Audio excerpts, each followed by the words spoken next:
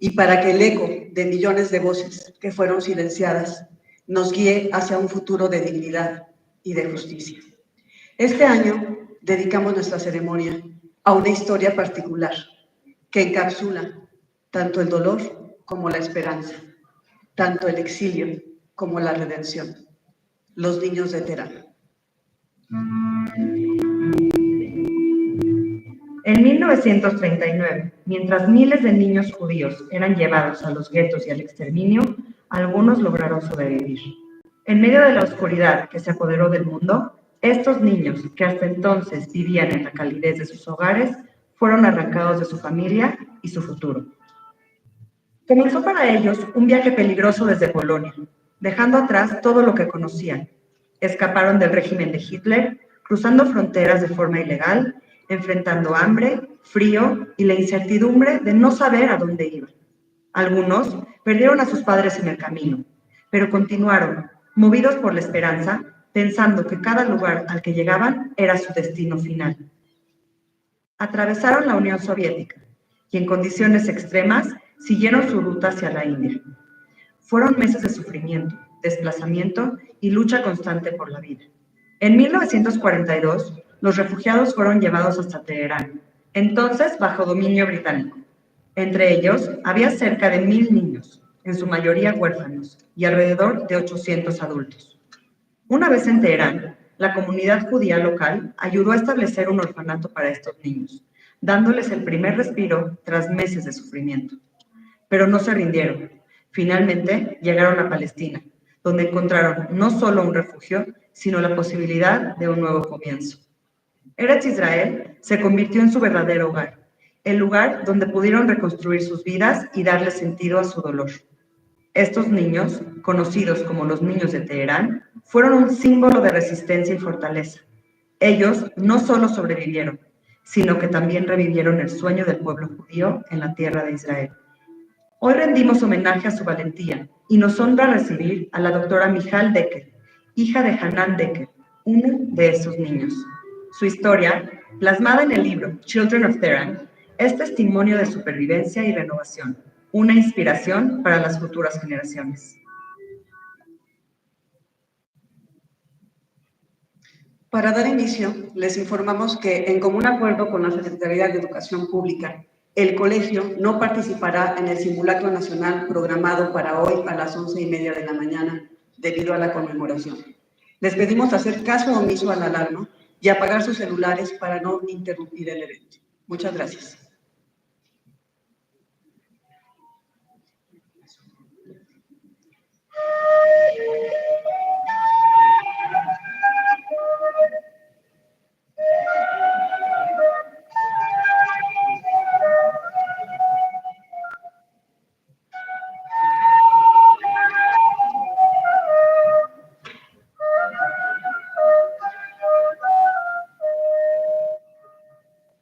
El nombre de nuestro pueblo es el pueblo del libro. En este libro sagrado se encuentran relatos de grandes eventos que han forjado al pueblo judío y al Estado de Israel. Pero más allá de estos eventos históricos, también existen las historias personales, las que, aunque sean pequeñas, tejen nuestra identidad, nuestra memoria colectiva y nos definen como pueblo y como nación. Hoy, permítanme ser su guía en un viaje hacia el corazón de la historia judía, a través de la historia de la familia Taitel, pero especialmente a través de los ojos de un niño, Hanan.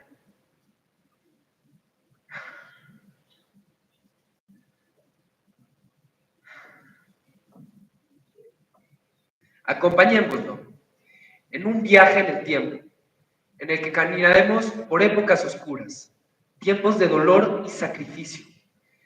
Iremos con él por caminos llenos de peligro, de incertidumbre, de momentos de desesperación. Trataremos de sentir el sufrimiento del hambre, del frío y, sobre todo, de las despedidas. Despedidas. Despedidas que marcan la vida. La despedida del hogar, de un mundo conocido, de una vida que ya no existe. Un niño obligado a crecer demasiado rápido, a abandonar su infancia demasiado pronto, a despedirse de su familia, de los seres que aman. Es una historia de valentía y de resistencia, pero también de profunda tristeza. La historia de Hanana es también la historia de los niños de Teherán. Esos niños que atravesaron los mismos temores y las mismas sombras, que caminaron juntos en busca de un futuro que parecía imposible. Esos niños, con su valentía y su fuerza, se convirtieron en los pilares sobre los que se formó una nueva esperanza, una nueva vida. Esta es la historia de todos nosotros, una historia compartida de sacrificio, coraje y sobre todo de esperanza.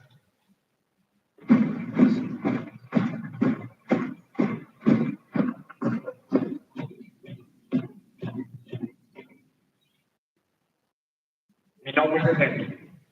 Este es mi nombre. Pero en mi familia me llaman Hanan. Dos camiones Chevrolet. Solo 2 camiones tenían toda nuestra vida. Toda una vida comprimida en ellos. Hanania, hijo, carguen los camiones. Pan, queso, almohadas, impermeables, mantas, lo que sea que encuentren.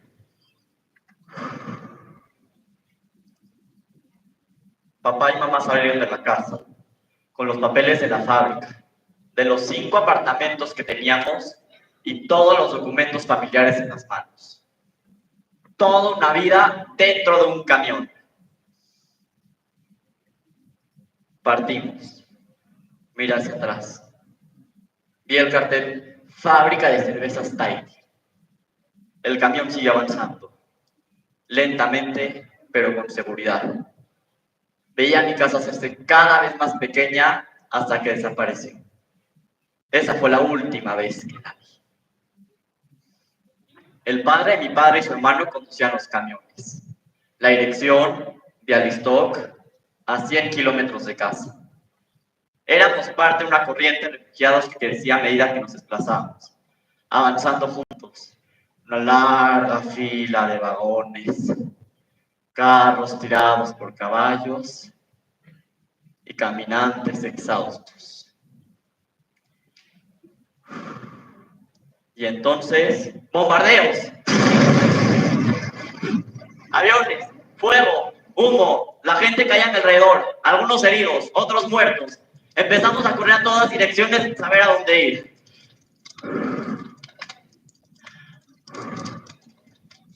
Cuando la situación se calmó un poco, salimos, pero la gasolina se había acabado. El camión fue abandonado.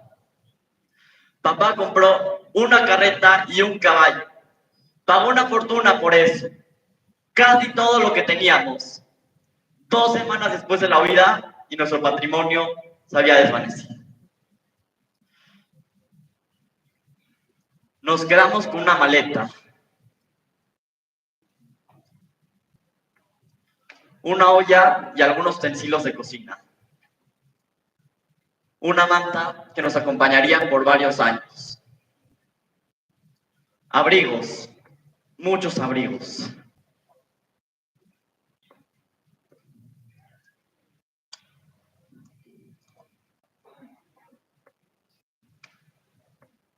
Pero incluso estos, al igual que el mundo que conocíamos, poco a poco desaparecieron.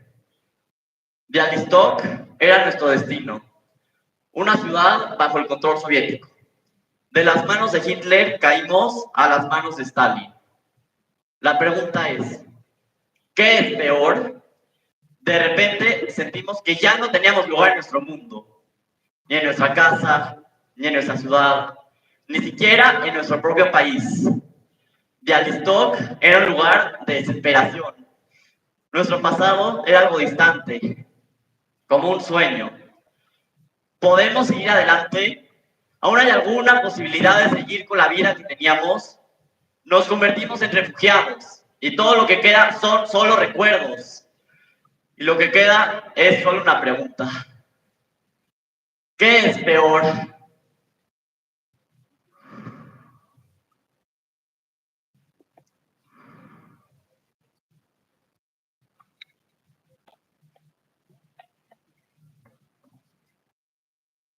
Por favor, permítanme presentarles a nuestra invitada de honor del día de hoy, la doctora Mijalde, hija de Hanani.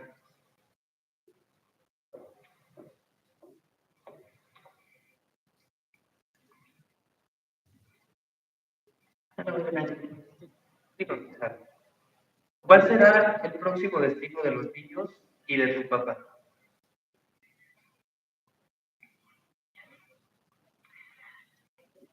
So we start when my father and his family, that is his parents and himself and his sister. I want to remind you, my father is 12, just before turning 13. His sister is 9.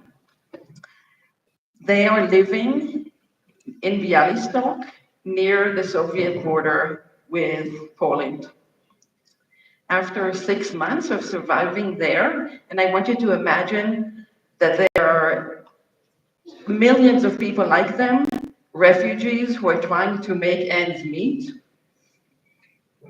After 6 months, in the middle of the night, 2 Secret Service policemen come, knock on the door, tell them, come with us, you're going back to Poland. I want to remind you that in Poland, there are Nazis who control the rest of Poland. They take them to these trains. These are cattle trains. These are not trains made for people. They board them up and they tell them, go. They're on these trains for almost 2 weeks. Right? 2 weeks with hardly any food, with hardly any water. After 2 weeks, they're dropped in the middle of a forest. The trains didn't go back to Poland. They went to Siberia. The trains are in Siberia. They're taking to what is called a gulag, a Soviet gulag. A Soviet gulag is basically a slave camp. They were refugees and now they are slaves. This is what a gulag looks like.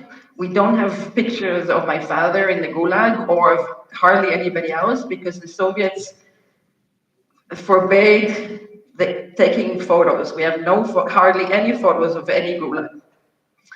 In this gulag, my father and his parents, my father is now 13. Anybody over 13 works in the gulag. Every day they walk 20 kilometers in the snow. Now, I want to remind you, the temperature in Siberia at the time is minus 50 degrees Celsius. Thankfully, they do have the codes from Ostrov. They walk and they cut down trees. Now, of course, a 13-year-old doesn't know how to cut down trees, but also the adults who are office workers don't know how to do this work either. They're given very, very little food, and many people die in the gulags. The gulag, unlike the German death camp, was not built to kill people, but it killed many people. People are basically like pieces of coal. They're disposable. If they die, they bring somebody else to work. They're in the gulags for 14 months. And many people get sick. My grandfather, contracts tuberculosis in the gulag. After 14 months, they are released from the gulag and sent on a second exile. What you see in front of you is a kind of exile card. So basically, they take you out of the gulag and they tell you, now you must go to Uzbekistan. And I'm going to show you in the map in a minute. But Uzbekistan is about 3,500 kilometers away. Now, you're not put in a train. You're told that's where you're going. You're going to this and this village of Uzbekistan. You've already been 2 years a refugee and a slave. You don't have anything. Imagine if today somebody told you, Now get out of the school, leave your wallet here, go to Bogota. By foot, by train, on a cart, however way you can. This is what they do, they go south. And if you look at this map again, you can see the distances, kind of unbelievable. And I want to remind you that these are children, maybe like many of you, who never even left their hometown before. Now they're already maybe 5,000 kilometers away from home. When they get to Uzbekistan, which they hope will be better because Uzbekistan is in the south and it's warm, in fact, unfortunately, things get worse. Why? Because of the heat. In the heat, you have more diseases. So you have famine, you have no food, not even starvation, true starvation. I mean, people just lie on the streets and die of hunger. And on top of that, diseases that come from with starvation, malaria, and so on. My father, at this point, has become almost the father. He's now almost 14. His father is very ill. He's helping his mother get food and survive. My father here becomes sick as well with malaria. He's hospitalized, but luckily he survives and is released from the hospital.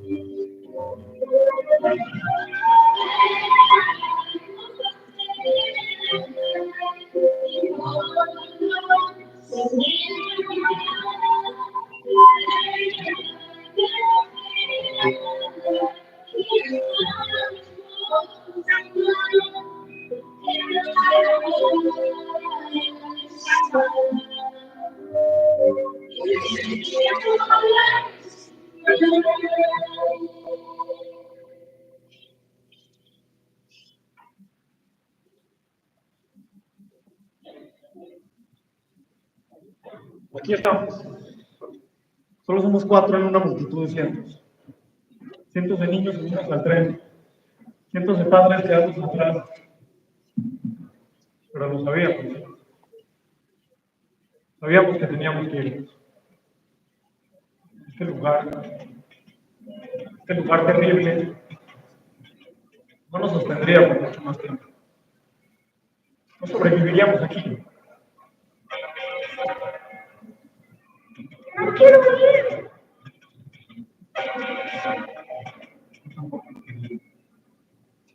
Pero lo sabíamos. Sabíamos que no había otra opción.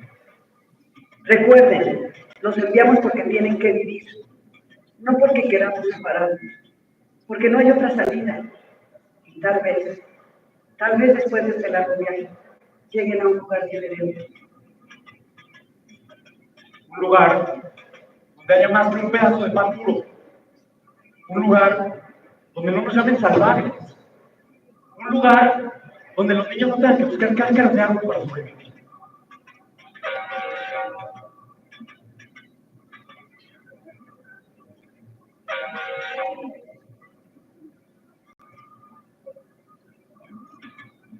Toma tu mamá. Yo conseguiré otros que estarán. Vayan, vivan, no nos olviden.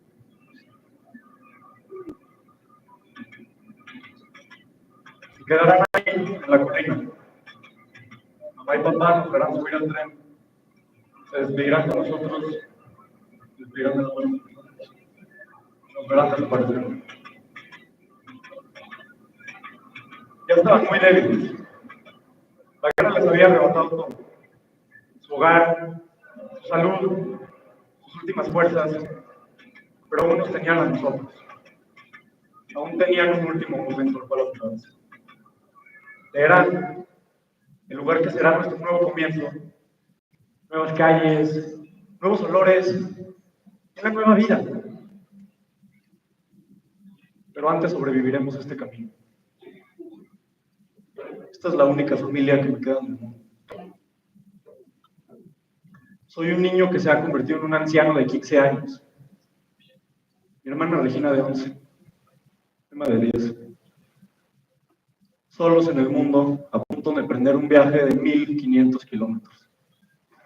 El viaje que iniciamos en Polonia, creyendo que cada estación sería la noticia. ¿Será esta realmente la última estación? ¿Será?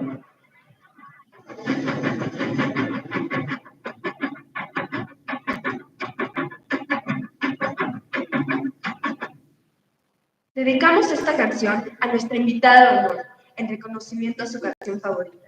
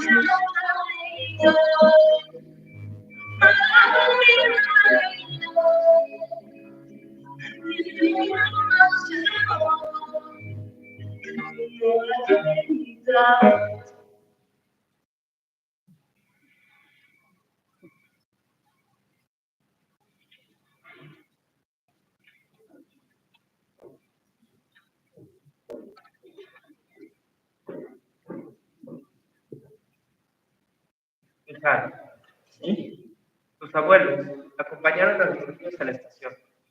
¿Nos puedes compartir qué pasó después de que el tren salió de la estación? Let me go back to Uzbekistan, to Samarkand, where I stopped before. My grandparents and their children are living in Samarkand, a city with, at that point, hundreds of thousands of refugees living in the street. No food, long bread lines. One day, my father actually goes to get the bread, and somebody steals the bread on the way home, which means that they're not going to eat now for at least 24 hours, none of them.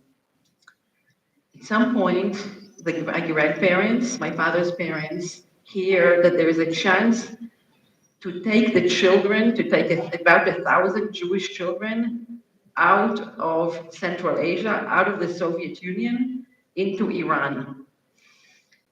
As you can see from the map, Iran is fairly close to Turkmenistan, to Central Asia, and they have a chance to leave Uzbekistan together with the Polish army.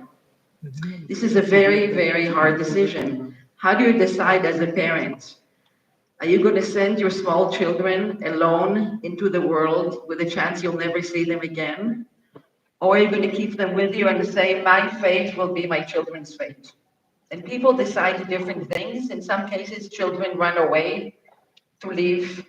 When you're starving, you'll do anything. In some cases, children refuse to leave and their parents tell them they have to leave to save themselves and to save their younger children. My grandparents decide to send the children.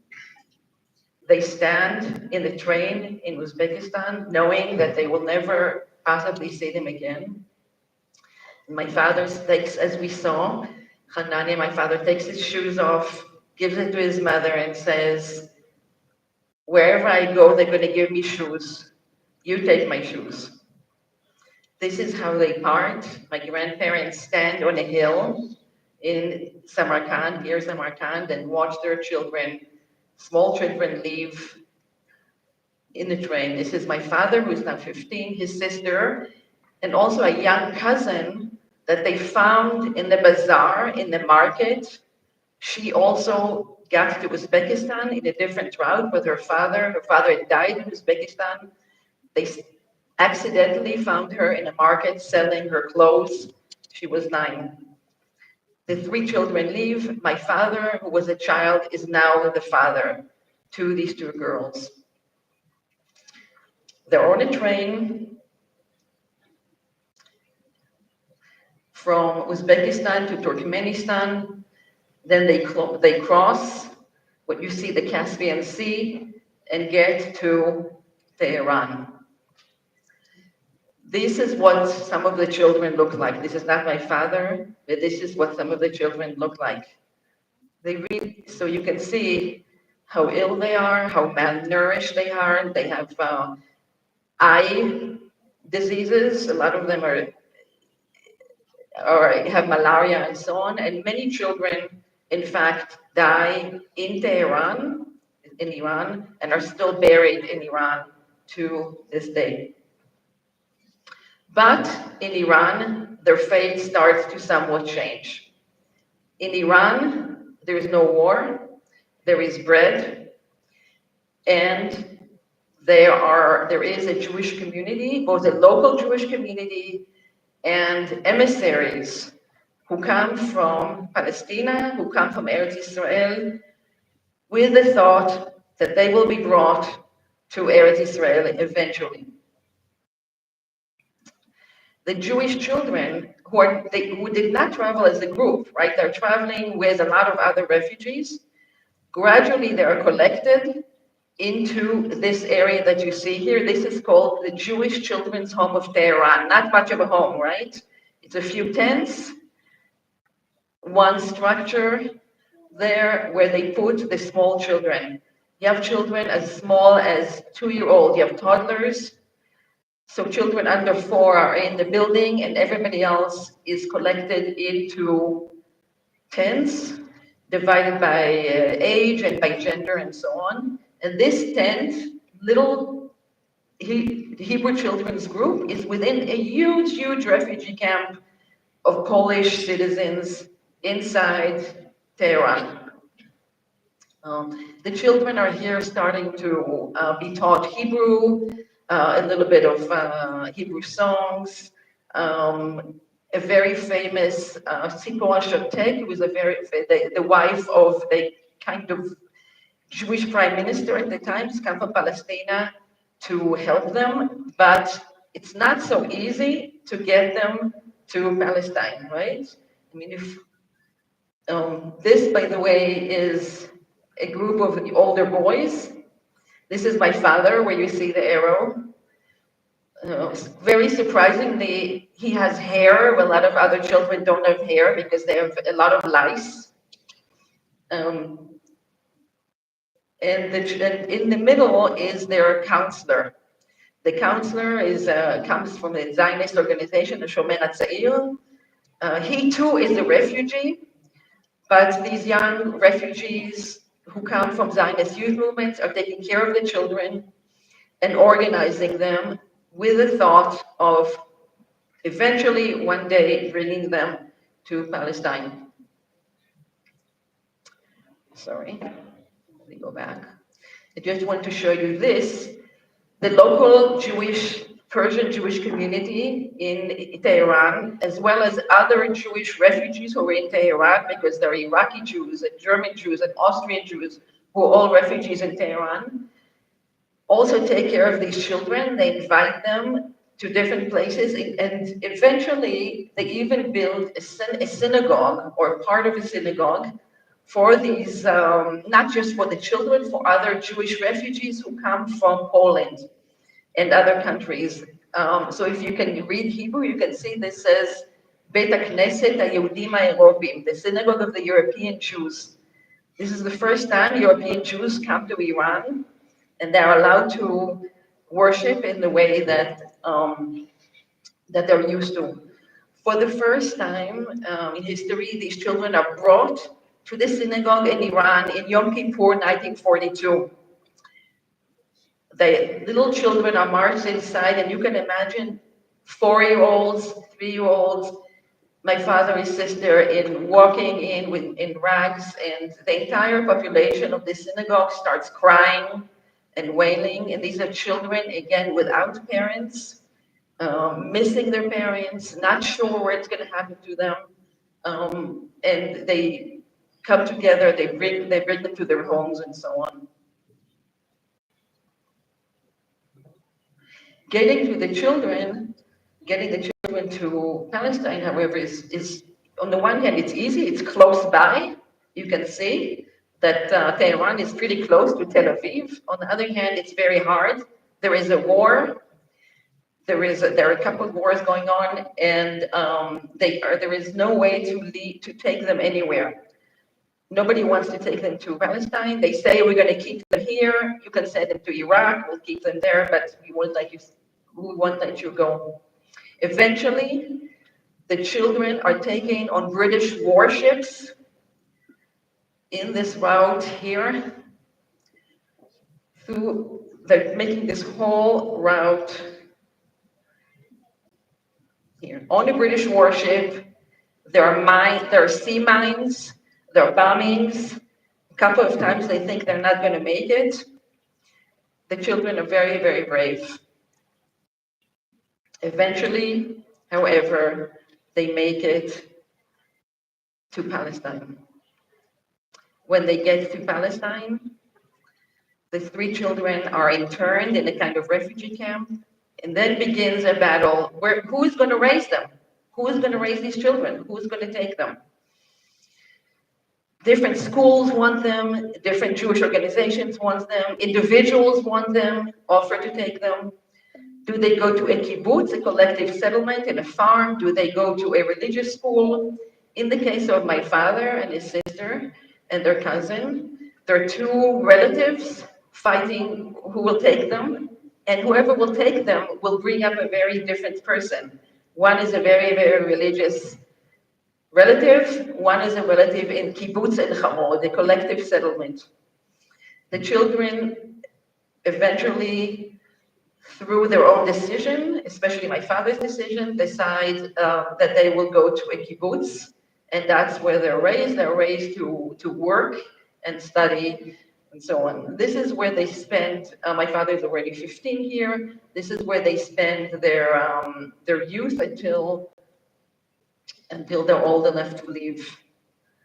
My father eventually leaves the kibbutz, goes to Haifa, and I want you to remember that his journey is not over, his battle is not over. He doesn't have anything, he's in a new country, he's without his parents, and even worse, and this is true for all the children left their parents inside the war. They're safe, but they left their parents inside the war. So for them, the war is not over. My father, all the years, tries to write to different people to bring his parents to Palestine. Remember, Palestine then is controlled by the British government. The Jews don't control Palestine. They say, we're very sorry, we brought your kids here, but we're not going to let your parents in. My father does everything in their power, then they do everything in their power to send them food, to send them something so they survive. Unfortunately, he's not able to bring them. My grandmother, who you see on the right there, survives. But even after the war is over, even after 45, they're not able to reunite with their children.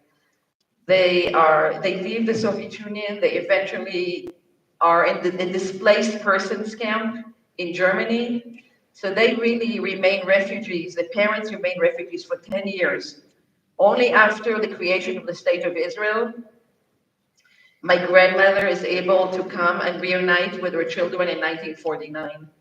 Unfortunately, only a few months before, my grandfather dies of the tuberculosis in Germany, and is still buried in Germany today. My grandmother makes it, and she lives with us until her death.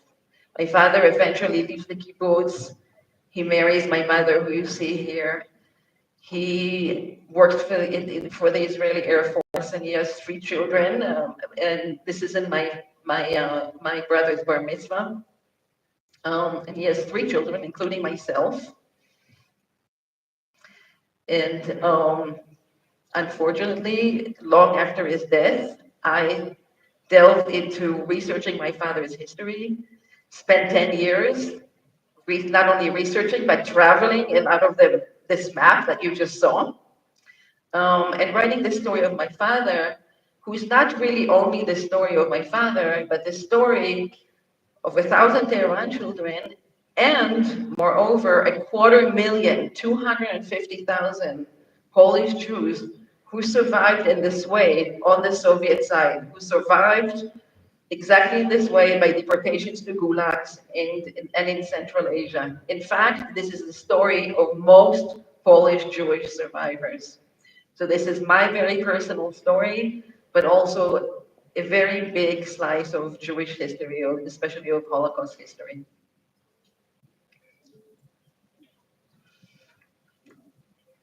Tam מלא רגשי גיל שדרך מידודיהם נגמרה כבר והגיעו למחוז חפצם. הילדים העבריים כאן התחנכו חינוך עברי באווירת מוחית של מולדת נבנית. מורה עברי נפגש עם תלמידו הנותר. שוטר עברי משוחח עם הילדים. האוטובוסים מחכים. ימים ספורים יהיו הילדים במחנה, ומשם למקומות שיכונם הזמניים.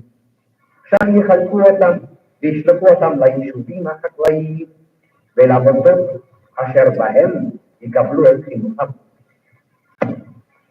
או נערים שנותקו מהוריהם אשר נשארו ברוסיה. עם השיירה הביאו גם כמה תינוקות שנולדו בדרך. עתלית התחנה האחרונה, יד אלפי שקדיה, הכל הוכן לקבל את בניהם. חברות מגן דוד אדום עוזרות להוריד את הילדים ולהעבירם למחנה.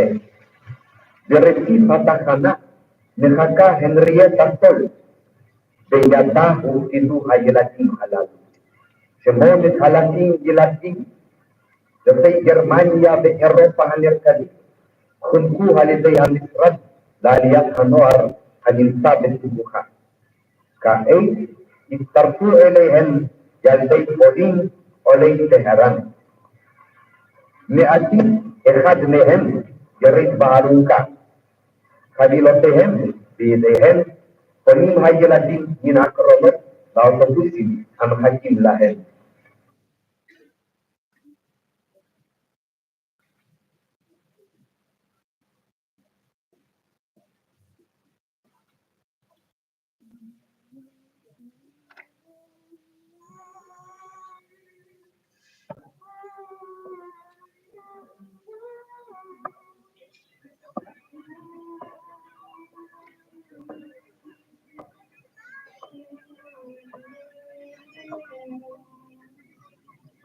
Hoy todo el mundo se reunió para recibir a los niños. Cuando escuché la tikva en la estación de tren de Viñamina, vi al público que esperaba emocionado. Vi lágrimas caer al ver esa máquina que exhalaba humo. Un tren, un símbolo que en Europa había significado muerte y traslado a campos. Pero aquí, en Palestina, cobra un nuevo significado. El de la esperanza. Esa misma que escucharemos en el himno que cantaremos en un estado independiente. Perdón, soy muy grosera. Quisiera presentarme. Mi nombre es Henrietta Sobel. Seguramente se están preguntando, ¿qué hace una mujer como yo en esta historia? Toda mi vida me he dedicado a la salvación de los niños judíos. Y mi última misión es rescatar a esos niños y acogerlos aquí, en la estación de refugiados de Adler. Esos niños que pasaron continentes, países, cansados y agotados, hambrientos, descalzos y con la ropa rota. Algunos se permitían llorar por primera vez al contar que sus padres habían muerto. Cosa que no pudieron hacer antes, porque ¿cómo un niño hambriento puede llorar? ¿De dónde saca las fuerzas? Ahora que están en las manos cálidas de sus hermanos, se permitieron llorar. Se escuchaban gritos de alegría de los que se reunían con sus familiares, pero también voces de tristeza de los que esperaban recibir un abrazo de alguien.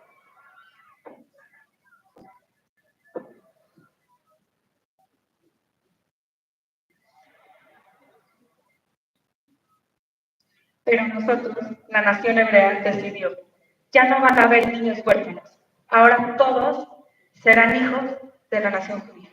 Sí, niños, han llegado a casa. Las mujeres los recibieron con naranjas recién cosechadas de nuestra tierra, la tierra de Israel. Un viaje que solo tenía que durar 48 horas, duró 48 días, pero por fin los refugiados se convertían en inmigrantes. La absorción será larga. Ya casi terminó la carta para su familia.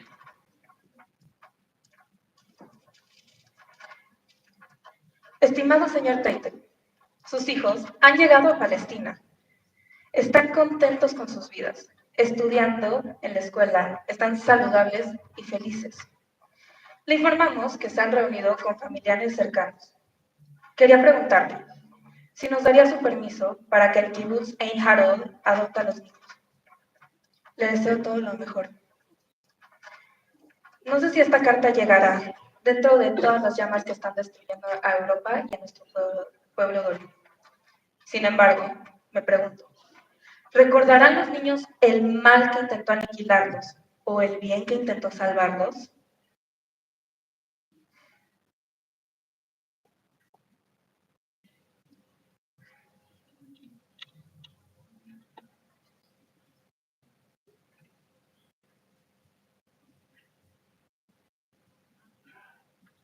Hija, gracias por todo lo que nos has compartido. Quería preguntarte de manera personal, ¿qué mensaje nos puedes transmitir a todos los que estamos acá escuchando?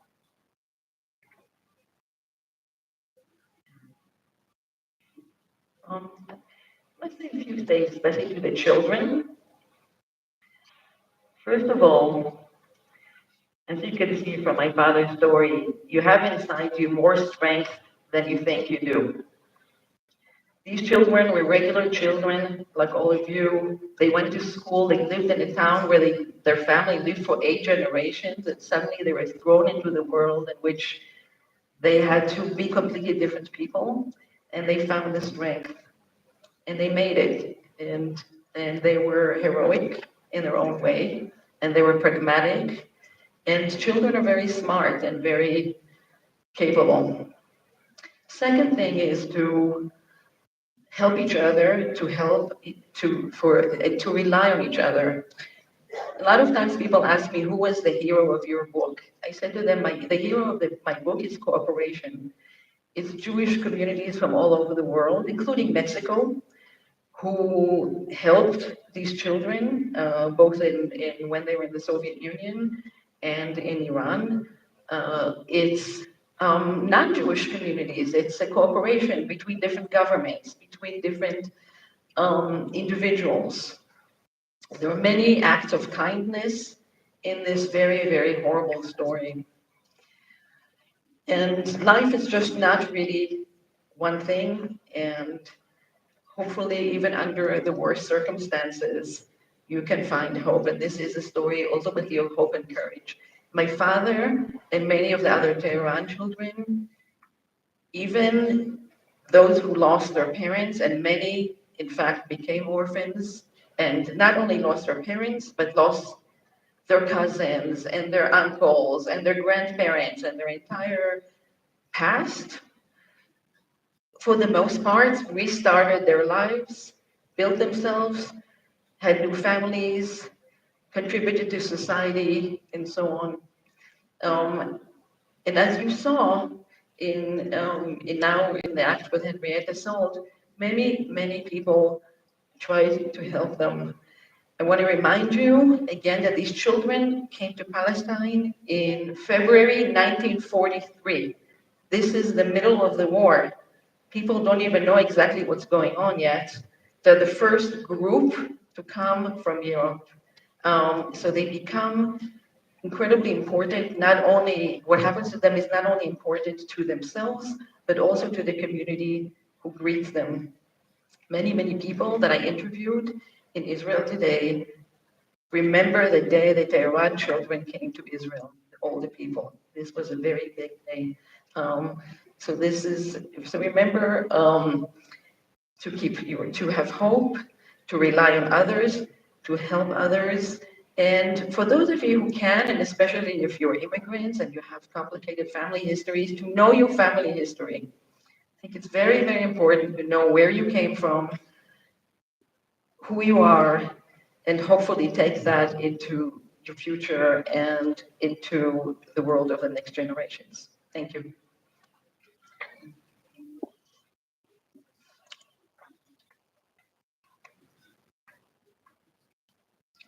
Este evento está dedicado al 1,5 millones de niños judíos que fueron asesinados durante la Shoah. Que su memoria permanezca en nuestros corazones.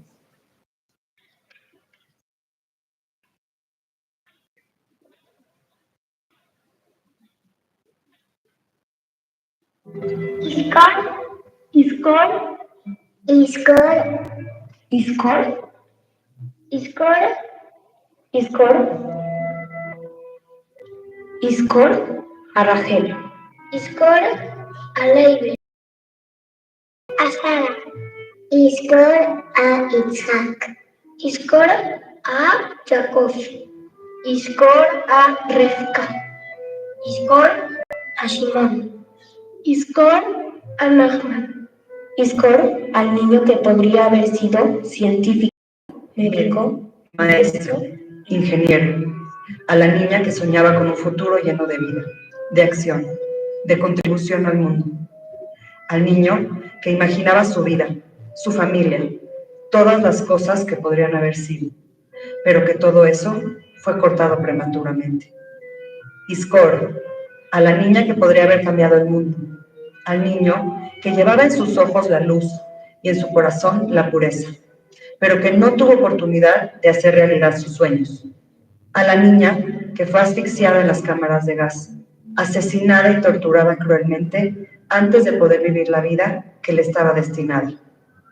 Iskor, el grito de hambre y frío, el dolor de su cuerpo quebrantado, el simple deseo de que acaricien su cabeza, el sentimiento de vacío, la necesidad de sentirse protegido en el abrazo de su madre, al niño que anhelaba una palabra amable, un consuelo, la figura que lo alimentara con amor y no con crueldad. 1,500,000 mundos que desaparecieron, que cayeron, que no llegaron a ser escuchados. Mundos enteros que fueron borrados en momentos oscuros, perdidos para siempre.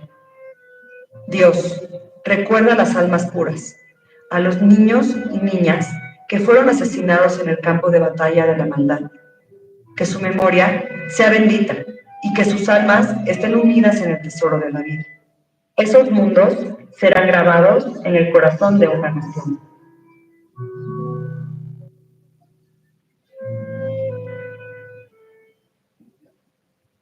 Favor de ponerse de pie para cantar el Atikvá.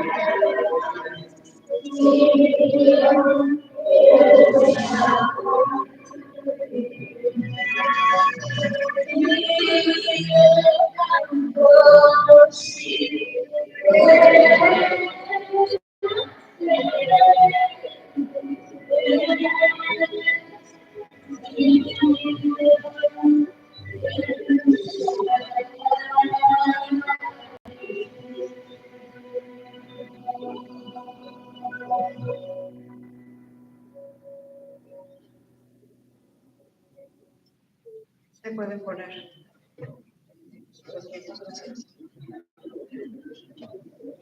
Agradecemos su presencia. Damos fin a nuestra conmemoración. Les pedimos permanecer sentados en sus lugares hasta que escuchen el nombre del colegio o del salón para lograr así una salida ordenada. A nombre del Colegio La Mior, muchas gracias. Se ponen de pie y pueden salir del auditorio. Les pido silencio para que escuchen el nombre de su escuela, por favor. Les pido silencio, por favor.